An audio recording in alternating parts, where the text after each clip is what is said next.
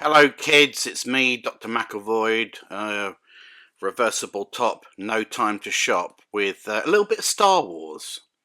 And we don't normally talk about Star Wars on this channel because for most of the time that it's been in the hands of Disney, I've tried to pretend it doesn't exist, but it does exist.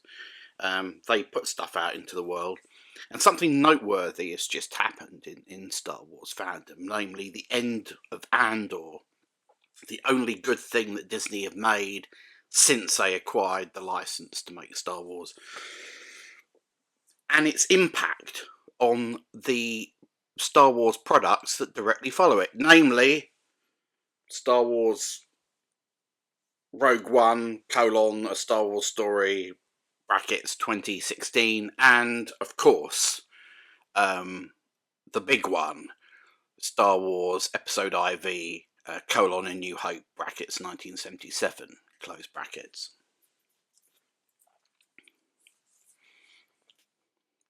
Just trying to help people who are watching this transcribed. Very, very conscious of my my blind viewers in light of that guy in Rogue One who couldn't see. Anyway, look, you're going to get a lot of videos online that are going to tell you Andor really it really deepens Rogue One. It really actually makes it a lot better as a film. I think it really adds depth to it, and not just that, but it actually improves the original Star Wars if you think about it, because it has so many layers to the narrative, so many aspects to it that we didn't know about because it didn't exist when the original story was made. That actually make it a lot more interesting. Indeed, you'll see online people now talking about the two seasons of Andor and Rogue One as a trilogy, or, if you like, the collective box set of Andor, 24 episodes, Rogue One, and A New Hope as a kind of trilogy. Which, if you think about it, works a lot better because it's the story of the Death Star. It threads it through. And yes, I know what you're going to say. You're going to say, actually, the story of the Death Star began in Star Wars Episode 2, Attack of the Clones, brackets 2002, and close brackets. Yeah, I fucking know that. I watched it. But the thing with Star Wars is, it's a sort of choose your own adventure kind of franchise, isn't it? You get to decide where you start. And if you choose to start with Andor, which is a pretty good place to begin, it really does change a few things. Some for the better, some for the worse. And that's what this video is about. So, what the fuck am I talking about? Well, look. Let's just start with, just to reassure you, because I can sense some of you getting twitchy and nervous. I like Andor. For me, I should say, it is probably the best prequel ever made, bar one, namely Better Call Saul. It's right up there. It's a slow burn, psychological, political thriller. A TV novel. A very good TV novel. And absolutely, it helps Rogue One. It gives it an extra something. I'm glad it exists, and I'm certain that Tony Gilroy is delighted it exists. He probably can't believe it. You know, Lucasfilm gave him $650 million to make a prequel to Rogue One? A prequel to a prequel? Centered around a character that on first look was the least inspiring choice imaginable. Who's it going to be about? Cassian Andor. Who? Cassian Andor. You remember? He was the pilot in Rogue One. No, I don't remember that character. I don't remember any of them. It's also one-dimensional. I remember the villains. The villains were fucking great. But which one was he? Was he Daniel Mays? No, that's the guy Andor killed at the beginning. Was he the Chinese one? No. He was the last character of an ethnic persuasion to survive the movie. He died at the same time as the real hero, Jyn Erso. Jyn Erso? Who the fuck's that? She's the hero of Rogue One, played by Rosie Fuckrington Carstairs, or Petronella Smythe, somebody like that. Anyway, she was the hero of the film. But wait a minute, if Andor is the prequel to the movie, won't it be weird if people watch it chronologically and suddenly there's a shift from Andor as the main character to this woman you talked about, Petronella? It will jar a bit, yeah. But we'll come to that.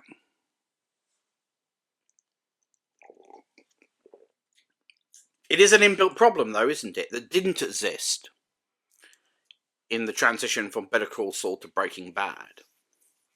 Because we all understood, having seen Breaking Bad already, that series focused on two different characters. Nevertheless, Better Call Saul, as you'll recall, had its own problems. How to make this complex character you're building in the prequel series congruous with a one-note, one-dimensional shyster who served as a comic foil in Breaking Bad. Well, they found a way, a brilliant way, a psychologically credible way to do it, which I won't spoil for you, just in case you haven't seen those shows yet, but you should. Go and see them. Go and watch them. It'll beat whatever the fuck else you do with your time. So, but the problems with Andor and Rogue One were more pronounced, weren't they? Because we've always known how Andor ends, the character and the story, and we've always known that the movie focuses on Jyn Erso, daughter of Galen Erso, character again that we only meet in the movie. And she has an arc, Krennic kills her mother at the beginning of the movie. She's brought into the Resistance a bit by Forrest Whitaker, then let go, then brought back at an opportune moment, and she has a chance to avenge her father's servitude and murder, and avenge herself against old Krennic, etc.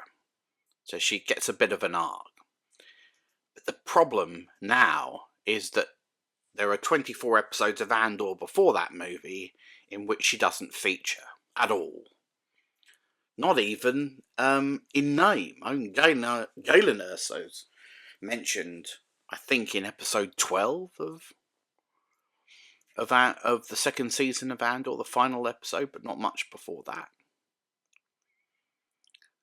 And it's tricky. What a balance you've got to strike. You've got to keep the secrets of the movie that's nearly 10 years old, while at the same time building a credible backstory. It's very difficult to do, and please, don't misunderstand me.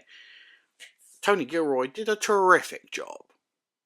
But boy, oh boy, I bet he wishes he could go back and rewrite Rogue One. I mean, he had to rewrite it anyway, but you know what I mean. From scratch. Because it'd be a different movie, wouldn't it? If Gilroy had been in charge from the beginning.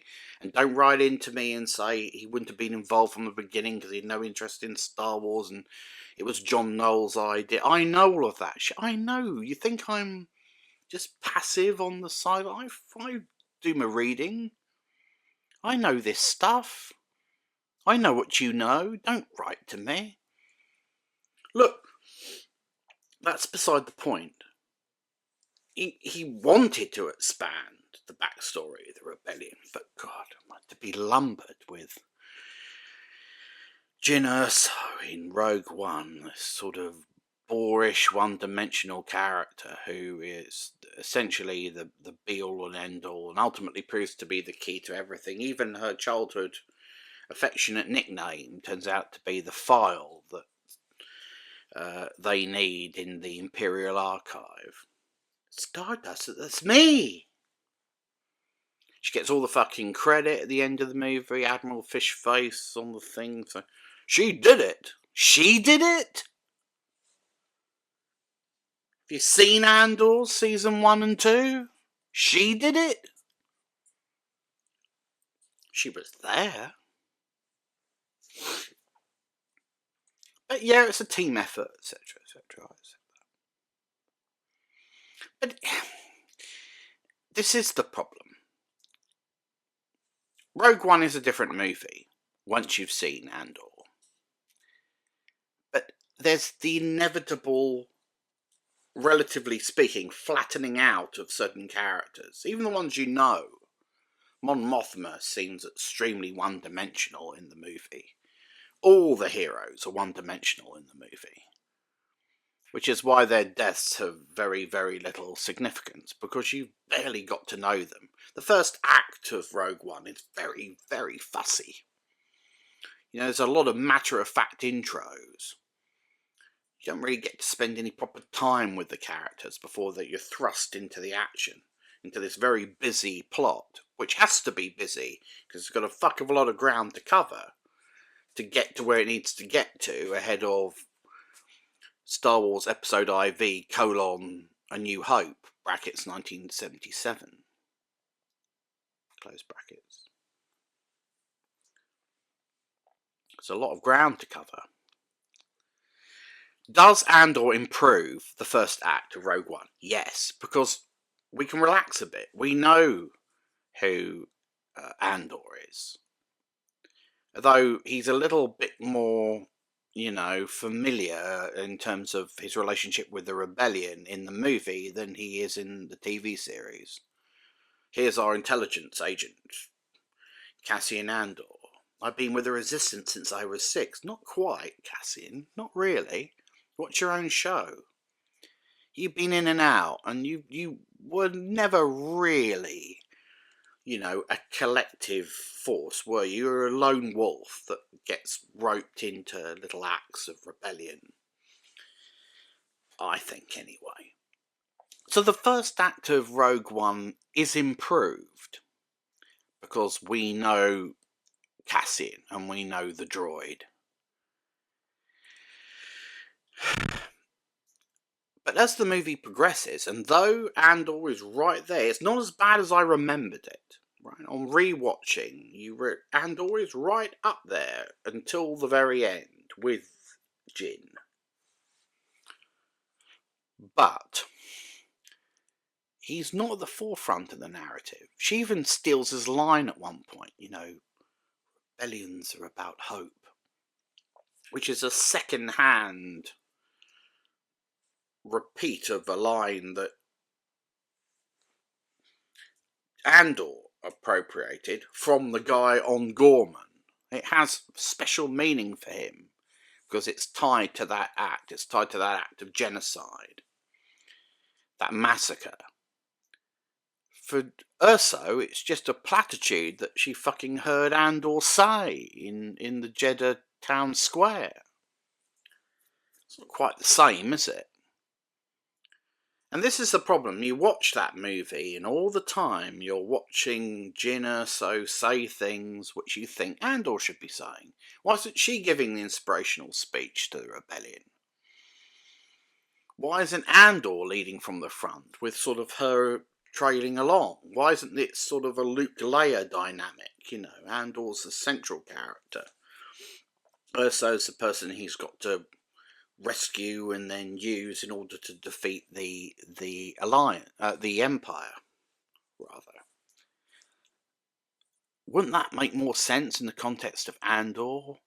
Isn't it weird that all of a sudden he's become a sort of, I don't know, secondary character? Don't you think?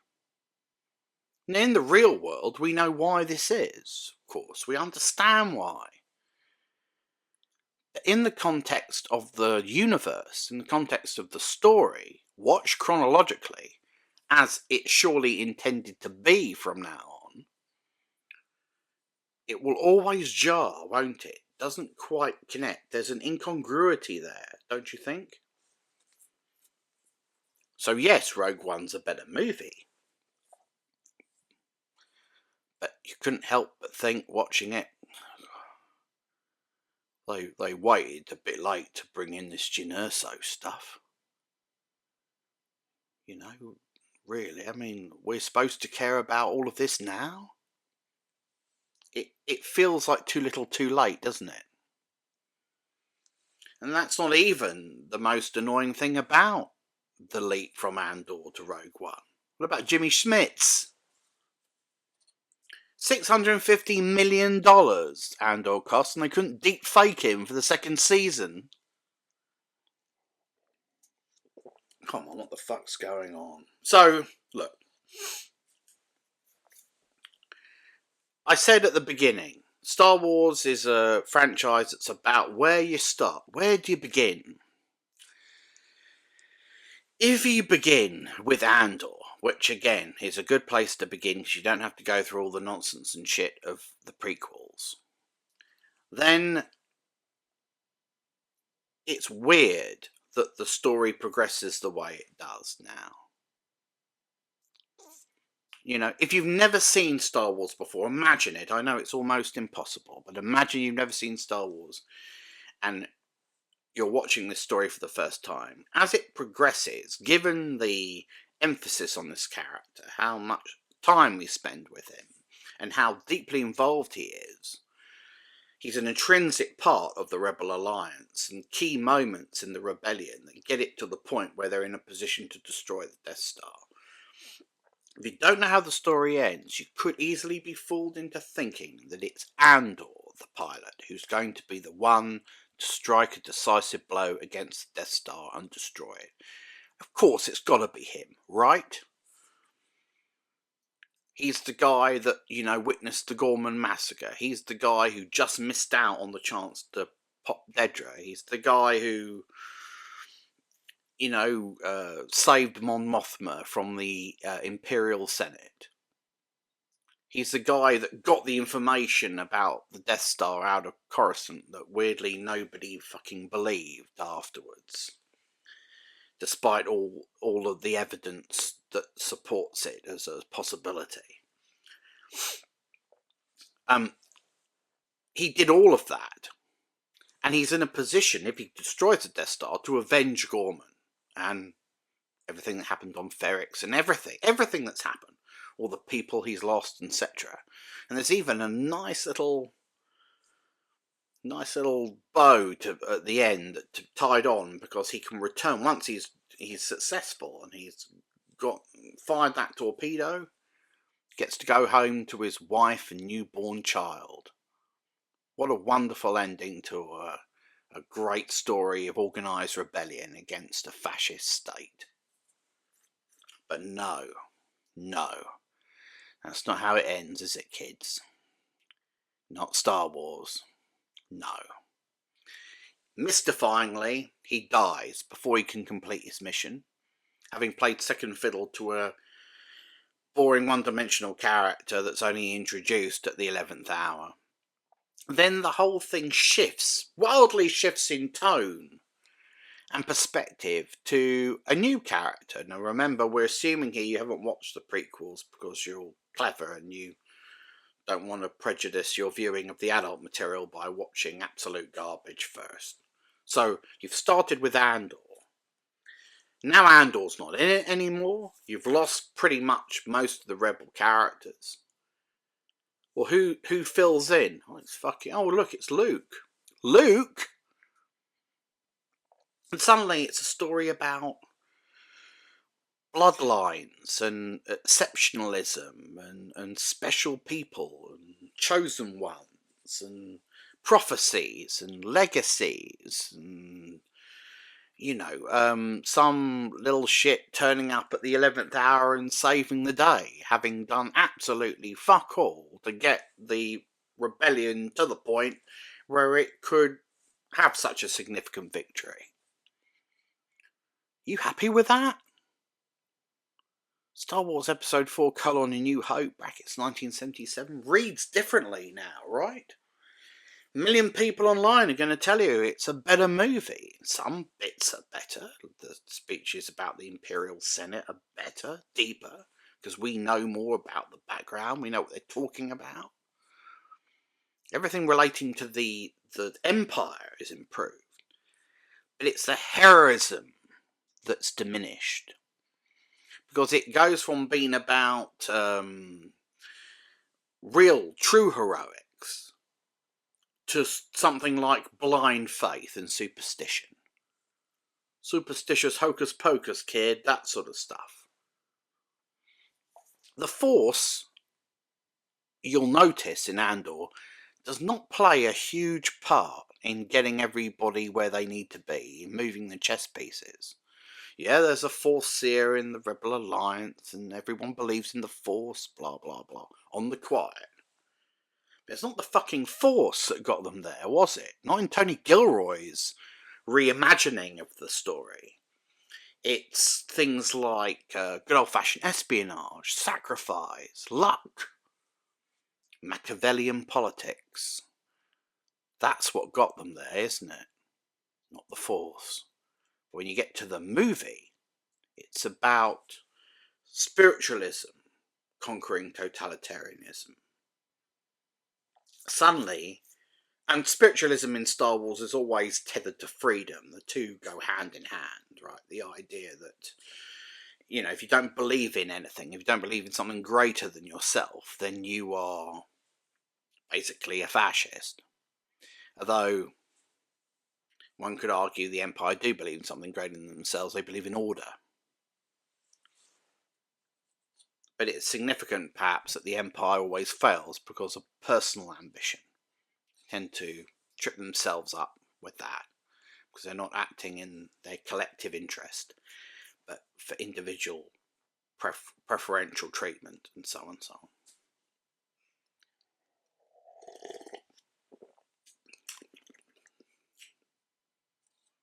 So does Star Wars read the same for you now? Now you know what happened before? Does Rogue One? So, this is my assessment. Rogue One is a better movie in the first third, because of Andor, but a worse movie in Acts 2 and 3, because you're lumbered with this fucking character, Jyn Erso, and her backstory. Good job, you know, Cassian doesn't have an ego, because he might be looking at her going, you know what, I can't help but feel like you've kind of taken over my movie. You know? I would contend, therefore, that after Rogue One, Star Wars Episode 4, A New Hope, brackets 1977, is a weirder movie, and not necessarily a better movie, because of Andor. I know what you're going to say, because you've seen 400 YouTubers all saying the same thing. Well, what it does actually is it makes the sacrifice that much more poignant. Does it? Because in the original Star Wars, not a lot of credit is given to, you know, those that fell before. They don't have a minute's silence for Andor any time, do they? It's all about a lot of luck and chance. Lucky for them that lucky for the rebellion that the droids escaped to Tatooine, where Luke was and Obi-Wan Kenobi was hiding. What a fucking stroke of luck. And where Han Solo was. I mean, you know, it just so happened that the right assemblage of people were in the right place at the right time, and they got the call to adventure. Well, that's lovely, and that's a fairy tale, and that's why we love Star Wars. But that's not what happens in Andor, is it? In Andor, people get fucking killed. People in Ghorman Square or the Ghorman Plaza weren't lucky that the Force wasn't with them, was it? Was they were mown down by stormtrooper fire. Good people died. Lots of good people died. In Star Wars, even when a good guy dies, he comes back. Obi-Wan's back in subsequent movies. Yoda comes back. And who else comes back? Anakin Skywalker. The butcher of the younglings. A guy who's far worse than Krennic or any of the other fucking pricks who work at the ISB. He's responsible for the deaths of millions. But in the party on Endor, there he is.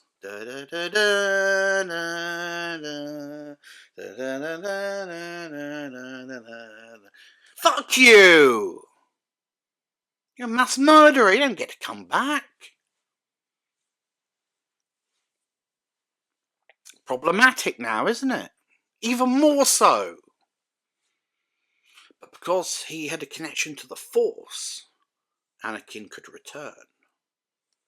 Whereas all the other poor bastards, even the deluded blind guy from Rogue One who thought he was with the Force and the Force was with him, didn't get to come back.